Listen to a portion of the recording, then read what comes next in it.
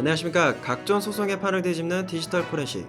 디지털 포렌식의 다양한 이야기를 나누게 될 디지털 포렌식 전문 채널 0101이 지금 시작합니다.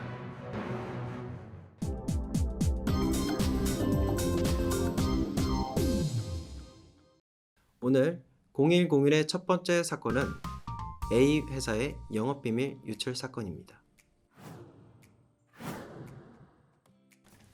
자, 그렇다면 그 A사와 같은 사례가 꽤 많이 발생된 것으로 알고 있는데 이런 경우는 어떠한 법령에 위배될까요? 네, 가장 먼저 확인을 해볼 법령이 부정경쟁 방지 및 영업비밀 보호에 관한 법률이 위배가 됐는지를 먼저 확인을 해봐야 될 것 같습니다. 일단 회사의 자료가 영업비밀로 보호받고 있는지 아닌지를 먼저 확인을 해보는 건데요. 첫 번째로 이게 비공지성이 있어야 됩니다. 비공지성이라고 하면 이게 누구나 알고 있는 그런 자료가 아닌 회사 일부분 혹은 회사 직원들만 알고 있는 어떤 비밀이어야 된다는 거죠. 그렇다면 1급 비밀이나 대위 이런 문서를 말씀하시는 맞습니다. 건가요? 그 다음에 두 번째는 합리적인 보안 관리가 또 되어 있어야 돼요. 그러니까 이 문서나 혹은 이 기술을 보호하기 위해서 뭐 회사에 CCTV를 달아놓는다거나 혹은 뭐 출입 통제를 한다거나 그리고 뭐 시스템에 암호를 건다라고 하는 가장 기본적인 보안 관리는 되어 있어야 되고요.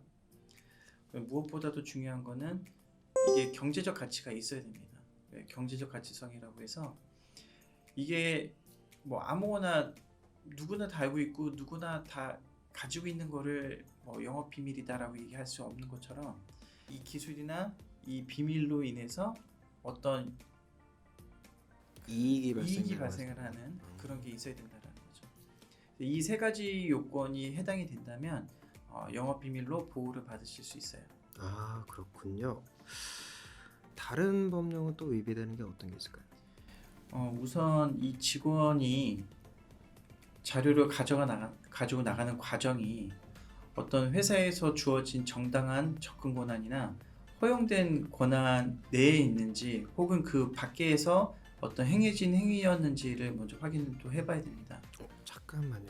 여기서 조금 의외되는 부분인데 아까 그 권한 문제를 말씀하셨는데 네. 아까 여기 윤 팀장님께서 말씀하신 것처럼 그 권한을 그분이 다 갖고 있다고 하셨는데 네. 그거에 대해서는 좀 다른 그거랑 부분이 좀 관점이 다른 건데요. 네.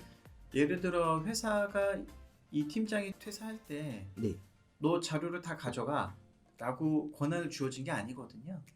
그렇죠. 네. 근데 이 친구는 이게 이제 회사를 그만두기 전에 회사의 자료, 영업 자료나 혹은 기술 자료들을 이미 보유한 채로 퇴직을 하게 된 거였고요. 그 다음에 또 추가로 필요한 자료들을 다른 직원한테 요청을 통해서 더 획득을 해간 사건이었습니다. 근데 이거는 회사에서 주어진 권한 밖의 행위를 했던 거였거든요. 근데 이런 경우에는 정보통신망법의 침해에 해당이 되기도 하고요. 또 이 자료를 가지고 나가서 활용을 했다라고 한다면 같은 정보통신망법의 누설죄에도 해당이 됩니다. 지금 이 침해 사건으로 그러니까 영업비밀 유출 사건으로 그 굉장히 많은 법령이 지금 위배가 되는 거군요. 그거 말고도 더 있는데요. 그럼 또 어떤 게? 만약에 이제 가지고 나가는 과정에서 네. 자료를 빼가고 지웠다. 네. 지우는 경우도 발생을 하잖아요. 그렇죠? 네. 네. 그런 경우에는 전자기록물 손괴에도 해당이 됩니다. 또 그렇게 회사의 자료를 삭제함으로 인해서 회사의 영업을 또 방해가 되거든요. 네. 왜냐하면 내가 하고 있던 업무를 다른 사람이 이제 인수인계 받아서 계속 일을 해야 되는데 자료를 지움으로 인해서 그 영업 활동을 방해하는 거거든요. 그러면 업무방해죄가 네, 맞습니다. 성립되는군요. 업무방해도 그래서 해당이 됩니다. 그렇다면 그 A사의 그 사례를 통해 그 다양한 방식의 영업 비밀 유출 사건이 발생하는 것으로 알고 있는데 이러한 경우에는 그 디지털 포렌식을 통해 어떤 도움을 받을 수 있을까요? 영업비밀 유출이라고 하면 이제 앞에 저희 전무님께서 얘기하셨다시피 경제적 가치가 있거나 아니면 비공지성 그리고 합리적인 보안이 된 자료를 가지고 나가는 거잖아요. 네. 그 가지고 나가는 방식이 뭐 메신저가 될 수도 있고 네. 개인 메일로 보낼 수도 있고 네. 그리고 USB나 외장 저장 장치를 이용해서 복사를 해서 가지고 나갈 수도 있고 이런 일련의 행위들을 디지털 포렌식을 통해서 알아낼 수 있고요. 그리고 어떤 자료를 가져갔는지도 알아야 하잖아요. 네. 이제 그렇죠. PC를 분석을 해보면 이제 이 사람이 언제 어떻게 뭐 외장 저장 장치에 접근을 해서 회사 데이터를 접근을 했는지 아니면 개인 로컬 PC에 있는 데이터를 접근을 했는지 그 영업비밀에 해당되는 데이터에 접근을 언제 했는지까지도 알 수 있죠. 근데 보통 이런 자료를 그냥 가지고 경찰서나 아니면 검찰 제출을 하면 이게 어떤 식으로 수집이 된 자료인지 몰라요. 이게 디지털 포렌식을 하는 가장 큰 이유가 이런 자료들을 법적 증거로 사용할 수 있게끔 하기 위해서 디지털 포렌식을 하거든요.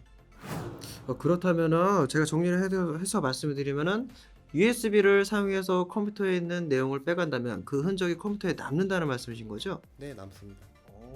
그러면 인터넷으로 업로드나 뭐 메일로 첨부 파일을 갔을 때도 그 기록이 다 남는다는 말씀이신 거고요? 실제 뭐 웹메일의 경우에는 웹메일에 접근을 했다는 정도만 나오고 실제 어떤 메시지나 어떤 첨부 파일이 오고 갔는지는 알 수가 없어요. 왜냐하면 웹메일 서버 자체가 네. 그 메일을 운영하는 회사에서 운영을 하기 때문에 그런 내용은 해당 PC에서 확인할 수 없습니다. 그리고 일반적인 사람들도 뭐 이렇게 이런 USB를 꽂거나 뭐 이런 파일들의 위치, 경로 그런 거를 다 모르니까 어쨌든 포렌식을 맡겨두는 게 맞겠네요. 네, 맞습니다. 들으셨죠? 또 있나요? 네. 그거 플러스해서 네. 일반적으로 이제 디지털 포렌식의 경우에는 지금 이제 윤 팀장님께서 얘기하신 것처럼 뭐 어떤 경로로 어떤 자료를 가져갔나만 그러니까 별도로 그러니까 나중에는 찾아보기는 하지만 디지털 포렌식을 하는 과정에서는 전체 자료를 다 수집을 합니다. PC에서 수집 가능한 그러니까 해당 사건을 별개로 모든 정보 데이터를 수집한다는 맞습니다. 말씀이신 거죠? 그걸 가지고 실제 이 직원이 어떤 패턴으로 PC를 썼었는지, 언제 컴퓨터를 켰는지, 언제 문서를 열어봤는지, 언제 어떤 프로그램을 실행했는지에서부터 어떤 웹 검색 엔진을 통해서 뭘 검색을 했는지 이런 것들도 다 확인을 하고요. 언제 PC를 껐는지, 언제 PC가 절전 모드로 갔는지, 그러니까 수집 가능한 모든 정보들을 다 수집을 하게 됩니다. 마지막으로 다시 한번 영업비밀 유출과 관련된 다양한 내용들을 정리해서 말씀해 줄 수 있을까요? 회사는 직원이 어떤 자료를 가져갔는지 이거를 의심을 하고 그러니까 사후 조치를 어떻게 해야 될지에 대해서 고민을 하기보다는 직원들이 근무하는 당시에 어떻게 하면 직원들이 업무에만 집중할 수 있고 또 어떻게 하면 직원들이 나중에 퇴직이나 이직을 하게 되더라도 자기의 안전한 영업 자산을 보호할 수 있는지에 대해서 고민을 해볼 필요가 있다고 생각이 돼요. 예를 들어서 돈을 들여서 하는 방법은 회사의 모든 문서를 DRM에 건다거나 회사의 모든 자원들을 암호화시킨다거나 하는 방법이 있겠지만 그것보다도 중요한 건 주기적인 보안 교육을 통해서 직원들이 회사 자료는 개인이 함부로 취급해서는 안 되는구나를 인지하게끔 만들고 또 그거를 관리 감독을 하는 그런 시스템을 만들어 놓는 게 중요합니다.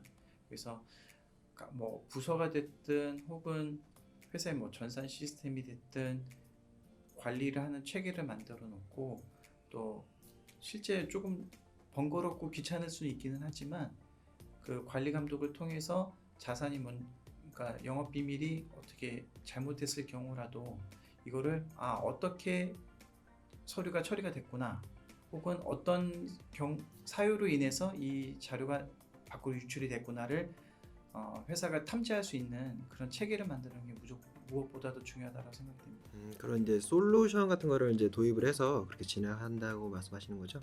솔루션도 그렇고 네. 그 회사 내 관리 체계를 만드는 게 관리 체계요? 예, 솔루션보다도 더 중요한 부분이라 생각이 듭니다. 그렇다면 그 개인이 생각해야 되는 그런 부분은 또 어떤 게 있을까요?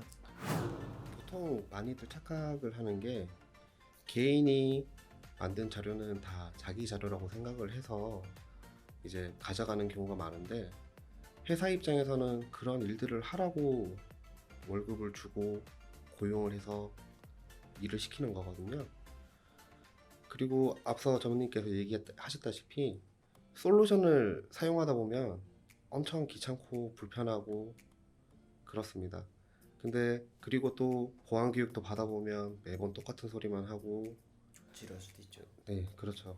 근데 그런 것들을 뭐 불평이나 이런 걸 갖지 말고 회사에서 체계적으로 갖춰놓은 그 프로그램에 따라서 일단 위배되는 행동을 하지 말고 개개인의 보안 의식을 계속 고취시키면서 그렇게 행동하는 게 가장 중요하다고 생각합니다. 그럼 회사 입장에서 반복적인 학습을 진행하고 그 개인의 입장에서는 회사의 문서를 내 거가 아닌 회사의 문서로 생각하는 그런 마음가짐을 가져야 되겠군요. 그렇죠. 두 분 모두 그 오늘 좋은 답변 주셔서 정말 감사드립니다. 네. 오늘 영상 유익하셨나요? 유익하셨다면 구독은 필수, 좋아요는 보너스 꼭 눌러주시기 바랍니다. 0101은 다음 시간에도 더욱 다양한 이야기로 여러분을 찾아뵙겠습니다. 감사합니다.